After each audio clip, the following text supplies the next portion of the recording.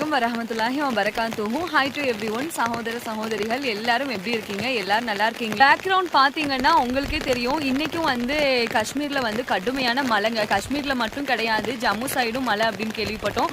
நாங்கள் இருக்க இடத்துல நிறைய பேர் வந்து கேட்டுட்டு இருந்தீங்க, அக்கா நீங்கள் இருக்க இடத்துல வெள்ளப்பெருக்காக்கா அப்படின்னு. நம்ம இருக்க இடத்துல வெள்ளப்பெருக்கு கிடையாதுங்க. ஆனாலுமே வந்து கடுமையான மழை வந்து வச்சு ஊற்றிட்டு இருக்கு. வெளியே எங்கேயுமே போக முடியல. நான் அப்படியே ரோட் சைடே உங்களுக்கு காமிக்கிறேன். தண்ணி வந்து எந்த அளவுக்கு தேங்கி இருக்கு அப்படின்னு பாருங்களேன். ஆனால் வெள்ளப்பெருக்கு வந்து ஜம்மு சைடு தாங்க ரொம்பவே அதிகமாக இருக்கும். அங்கிட்டு உள்ள மவுண்டெயினில் இருக்கக்கூடிய மக்கள் அவங்களுக்கு தான் வந்து அதோட பாதிப்பு வந்து அதிகமாக இருக்கும். இறைவன் தான் வந்து எல்லா மக்களையும் காப்பாற்றணும்.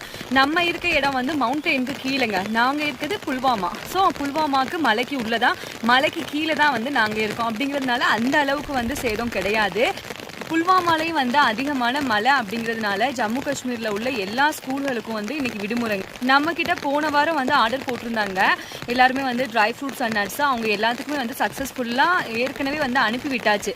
இருந்தாலும் இப்போ நேஷனல் ஹைவே ரோடு எல்லாம் வந்து க்ளோஸ் பண்ணிட்டாங்க. அப்படிங்கிறதுனால கொஞ்சம் நீங்கள் ரிசீவ் பண்ணுறதுக்கு வந்து டைம் எடுக்கும். ஆனால் கண்டிப்பாக வந்து வீட்லேயே அவங்க வந்து கொடுத்துருவாங்க. எல்லாம் சேஃப் அண்ட் செக்யூராக வந்து சேர்ந்துடும். ஏன்னா நிறைய சிஸ்டர்ஸ் அப்புறம் நிறைய பிரதர்ஸ் வந்து கேட்டுகிட்டே இருந்தாங்க. ஸோ அவங்களுக்கு வந்து இன்ஃபார்ம் பண்ணணுமே அப்படிங்கிறதுக்காக தாங்க இந்த ஷார்ட்ஸு.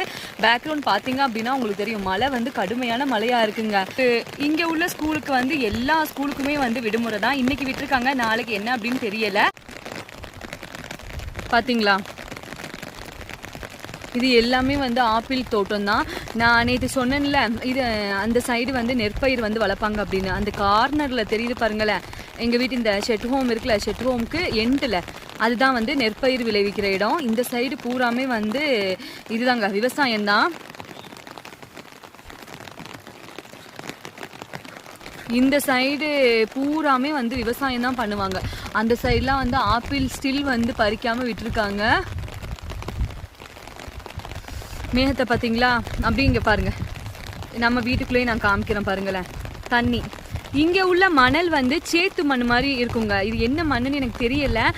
இப்படிப்பட்ட மண்ணில் வந்து தண்ணி வந்து தேங்கி இருக்கும்போது காரை வந்து நம்ம வெளியே எடுக்கிறதே அவ்வளோ ரிஸ்கியான ஒன்றுங்க. அப்படியே வந்து தவறி விட்டுரும். இல்லை அப்படின்னா அந்த தண்ணிக்குள்ள வந்து போய் கார் வந்து மாட்டிக்கும். அப்படியே பாருங்கள் இந்த ரோட் சைட்லாம் எப்படி இருக்குன்னு. திரும்பவும் வந்து ஒரு வாட்டி இன்ஃபார்ம் பண்ணிடுறேன், நேஷனல் ஹைவே வந்து க்ளோஸ் பண்ணியிருக்காங்க. அப்படிங்கிறதுனால பார்சல் வந்து வர்றதுக்கு கொஞ்சம் டைம் வந்து எடுக்கும். ஆனால் கரெக்டாக வந்து கொண்டு வந்து சேர்த்துருவாங்க. தேங்க்ஸ் ஃபார் வாட்சிங்.